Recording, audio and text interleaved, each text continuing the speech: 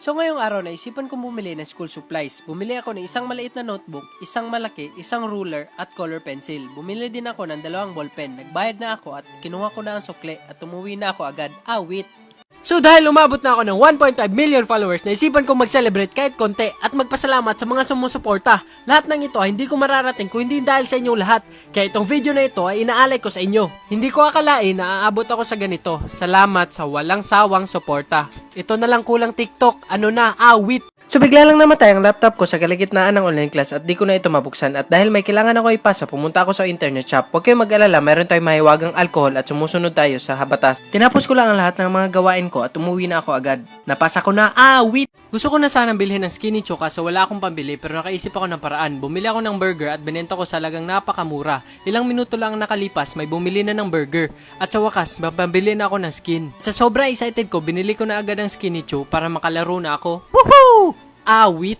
So gagawa tayo ng paborito kong mango float at ito ang mga kakailangan na natin. Ihalo mo muna ang cream at condense sa isang bowl at i-mix mo ito. Ilatag mo ang crackers at ilagay mo yung cream at lagyan mo ng magkapagkatapos. Ulitin mo lang ito ng mga ilang beses at lagyan mo ng crushed gems para sa toppings at kapag tapos ka na, ilagay mo na ito sa freezer. Tikman na natin. Check mo na yung profile ko for part 2. So nakita nyo na gumawa ako ng mango float sa nakaraang video ko at sa video na ito, titikman na natin ang ginawa kong mango float. Kumuha lang ako ng bowl at kutsara at kumuha ako ng napakaonte na mango float. At sobrang excited ako kasi gusto kong matikman ang ginawa ko kaya tinikman ko na ito agad at sobrang sarap niya. Woo! Awit! Nag-ipon ako ng mga ilang buwan kasi gusto ko talagang bumili ng matagal ko nang gusto na Realme C3 at ngayong araw nag-decide na ako na buksan ang alkansya ko at bilangin kung sapat na ba ang naipon ko. Ang naipon ko ay 6,227 pesos. Sapat na ito para makabili ako ng bagong cellphone. Si mama ang bumili ng cellphone at nung natanggap ko na ang cellphone, nag-download ako agad ng PUBG at naglaro ako agad. Sa sobrang excited ko, natalo ako. Hehe, awit!